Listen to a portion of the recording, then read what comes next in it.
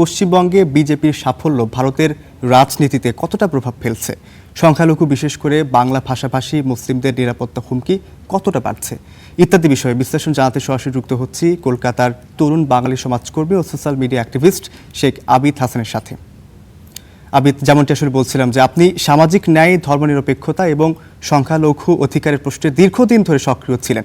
বর্তমান ভারতের রাজনৈতিক পরিস্থিতিতে সবচেয়ে বড় চ্যালেঞ্জ কোনটি বলে আপনি মনে করেন? এখন যা হয়ে গেছে সেটাকে তো আমাদের অ্যাকসেপ্ট করে নিতেই হবে যে বিজেপি সরকার গঠন করছে পশ্চিমবঙ্গে এবং তারা তাদের মতো সরকার চালাবে।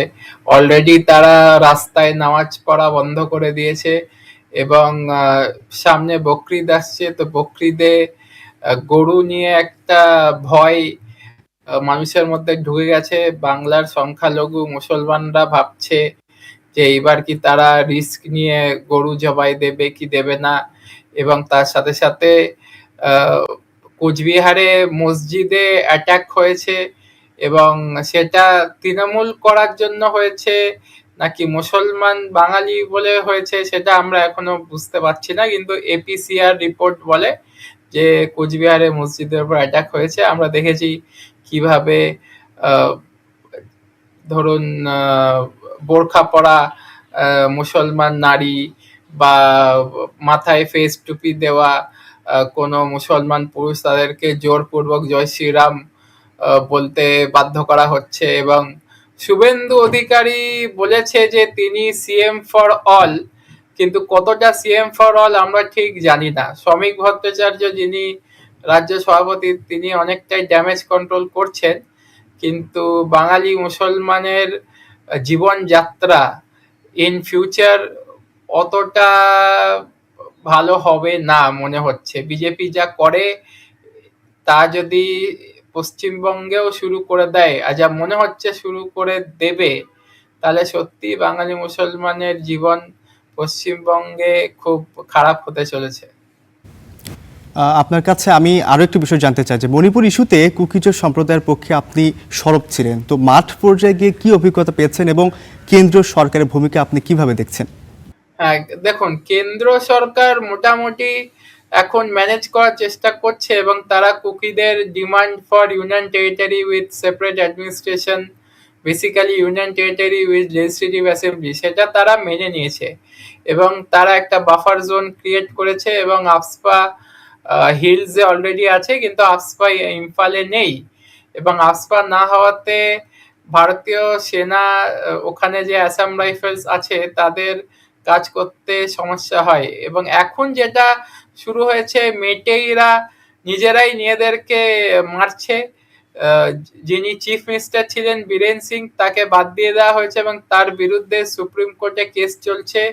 তার ভয়েস টেপ পাওয়া গেছে যেখানে সে বলছে যে কুকিরা ওই 16% রিজার্ভেশন ব্যবহার করে চাকরিতে ঢুকে যাচ্ছিল, সরকারে ঢুকে যাচ্ছিল, তাই জন্য তাকে এই জেনোসাইড শুরু করতে হয়েছে।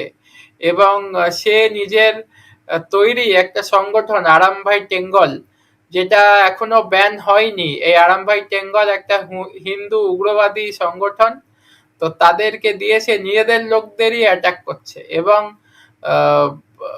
থিওরি দিচ্ছে যে এটা কুকিরা করেছে। যদিও বাফার জোন যেহেতু আছে তাই কুকিরা আসতেই পারে না ইম্ফলে, এবং কুকিরা যদি ইম্ফলে যায় তারা মারা যাবে।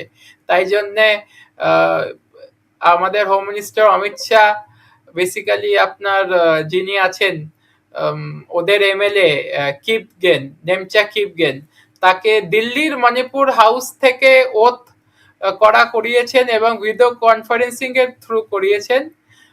এবং সেটা নিয়েও কুকিরা খুব রেগে আছে। আর মেটেইরা কোনোভাবেই আপনার ইউনিয়ন টেরিটরি হতে দেবে না কুকিদের জন্য, এবং তারা যে কোনো ভাবে হোক মণিপুর স্টেটকে ইনট্যাক্ট রাখবে। এখন তারা নাগাদেরকেও খেপিয়ে দিয়েছে কুকিদের বিরুদ্ধে, এবং কুকি নাগা একটা সমস্যা ইদানিং খুব বেড়ে গেছে। দেখা যাচ্ছে যে কুকিদের ভিলেজগুলোর নাগারা আবার ভাঙা শুরু করে দিয়েছে, অত্যাচার শুরু করে দিয়েছে, কিছু কুকিদের ওপরে অ্যাটাকও হয়েছে।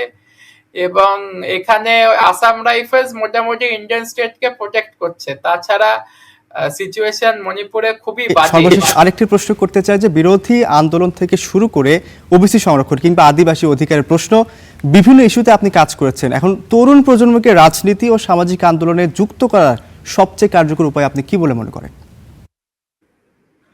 দেখো, বাংলার মানুষজন তো একটু বেশি সচেতন, তাই তারা অন্যভাবে মুভমেন্ট করছে। এবং এখন যেহেতু গর্গ চ্যাটার্জিকে ইভিএম বিরোধী কিছু ফেসবুক পোস্ট করার জন্য cyber cell of Kolkata police তুলে নিয়ে গেছে, তাই জন্য বাংলার জনগণ, স্পেশালি ইউথ, তারা বেশ রেগে আছে, ক্ষুব্ধ আছে।